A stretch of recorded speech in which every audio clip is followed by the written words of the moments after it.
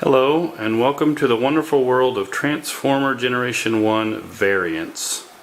Variants are just changes in molding, sometimes changes to fix a problem.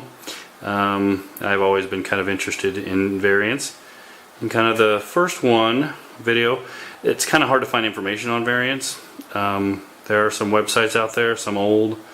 Some used to be there and no longer there, but no one has really made a good collection of variant videos, so that's what I want to do. So hopefully there will be many more of these videos. The first one I'd like to do is Metroplex, always one of my favorite Transformers. I never thought he got the respect that he deserved. So these are the two versions. The one on the left, the one on the right. Don't worry about the stickers. The one on the left doesn't have stickers just because they haven't been applied, but that doesn't have anything to do with what's different about the two. So as you may or may not know, the main difference between the two that most people know is going to be the tires. The first release has rubber tires, so look a little different. And the second release has plastic tires. The same thing is true of a lot of those from that same era. Ultra Magnus is very similar in that regard. The other main thing that's different here is that on the first release, the top part of his leg the front part is a solid piece of a chromed plastic. You can see that there, and it looks a lot better, I think. And on the second release, just to focus in for us, you can see that it's not. That in fact it's just a chrome sticker, and that the rest of the leg is just a plastic that matches the plastic on the back. This was done mostly because the middle section of the original release was really prone to breaking. So a lot of these first releases you'll find with a broken part right here. Some other slight changes. The missiles on the first, not Generation 1, they're both Generation 1, first release, are sharper. The missiles on the second release are a little bit blunter. The nipple here in the middle, the little peg inside the ring is on the second release is a lot fatter than on the first release. You can see there's a lot more space. Some of those things are kind of subtle and maybe hard to see. Other than that, there are some other things. If we lay them down and we open up their legs, so we can do the same thing with this one. And it's the same on both sides, so it doesn't matter which leg you open. There are also some differences here. First thing, the lines that make up the designs on the first release are much crisper. They're much larger. On the second release, they're barely even there. You can see them, but you can't really feel them. If we pan up here, you can see in the leg here, on the first release, we've got this part is filled in with plastic. There's a little hole there. On the second part, it's hollow there. It's not filled in. So that's a slight change. Other things that are different that now we start getting to a little bit more nitpicky, and that's in some of the accessories. Pretty much all of the accessories for, well, not pretty much, all of the accessories for the first release don't have any numbers stamped in them. So here's this tank, and if we open that up, you'll see there are no numbers in there stamped, and it's just smooth. Now on the other hand, if we take the second release tank and open it up, you can see that it isn't smooth. There is a line there. Now we can compare the two. So no line, first release, line, and some dimples in there so you can feel it. And also there is a number 3 cast into the tank barrel portion. It's kind of hard to see right there, but there's a 3 cast right there. And on the first release there is no number. And you'll see that continued with all of the other pieces. So that's the tank again. Again, if we look inside of the tank barrel, there is a tiny number 3 cast in there. And in that one, I won't take it off. It's the same though, no number.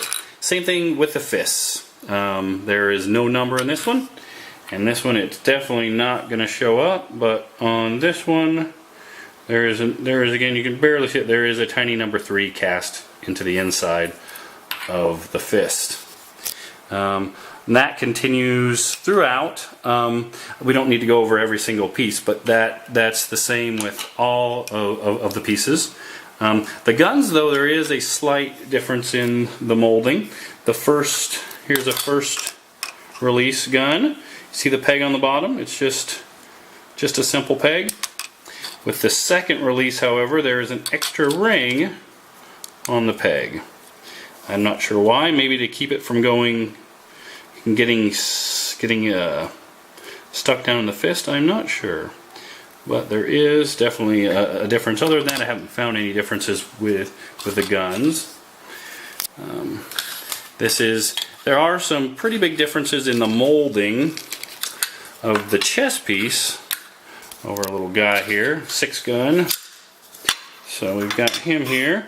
So first release and second release. From the outside, they look almost identical. There really isn't much difference at all. But when we flip them over, we see that there's some pretty big differences in the way that they're cast. Again, the second release it's just, well, you can see they're totally different the way that they're cast. So you can tell if you had a first release, it's going to look like this. See this little circle, it's kind of filled in. The second release, totally different.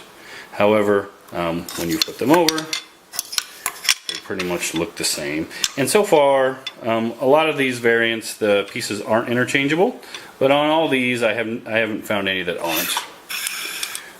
Now, with the little guys that go inside, now this is a little different. Again, the first one doesn't have any number stamped inside. So that that's the same. But the second one, these actually have a number 2 stamped inside instead of a 3.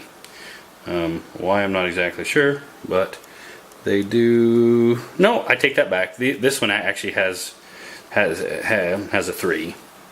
I actually have a version right here that has a 2 stamped in it.